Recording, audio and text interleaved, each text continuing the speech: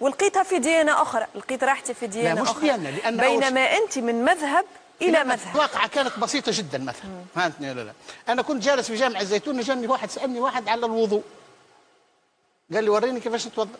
شاب صغير، قلت هذا خاطر عاده الشيوخ اللي موجودين ما يتحدثوا الا على الوضوء ولا الطهاره، قلت هذا يحب يسخر منا، ولكن قلت انا خلينا نوسع بالي معاه ايش عندي فيه. شاب صغير عمره 21 عام، قلت له تعمل كذا كذا كذا كذا، واغسل رجليك وامسح راسك. يا ايها الذين امنوا اذا قمتم الى الصلاه فاغسلوا وجوهكم وايديكم الى المرافق وامسحوا برؤوسكم وارجلكم الى الكعبين. قال لي يا سيدي انت راك خالفت القران. شو خالفت القران؟ قال لي ربي قال لك امسح راسك ورجليك، مش امسح راسك واغسل رجليك. انا الايه هذه مر عليها الاف المرات، لاني انا تقريبا نختم القران معناها مرتين في الشهر.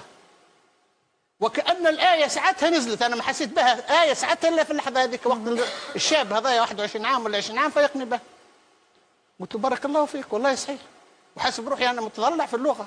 ومن وقتها بديت ساعتها قلت لهم يا جماعة نستأذن منكم والسلام عليكم.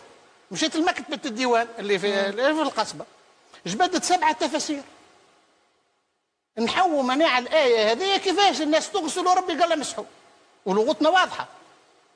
نلقى أن الحجاج بن يوسف هو اللي جاب الغسل. نلقى في ابن كثير وعند كل المفسرين أن خطب الحجاج بن يوسف في الناس يوم الجمعة وهو على المنبر فقال أغسلوا أرجلكم إنهم أقرب ما يكون من الخبث. وبالتالي أنا مش الحجاج بن يوسف هادم الكعبة وقاتل الصالحين يعلموني ديني.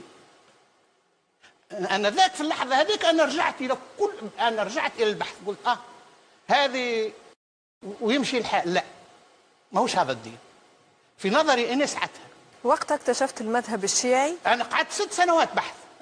مش حلمت في الليل أني نولي شيعي إذا أصبحت. لا لا،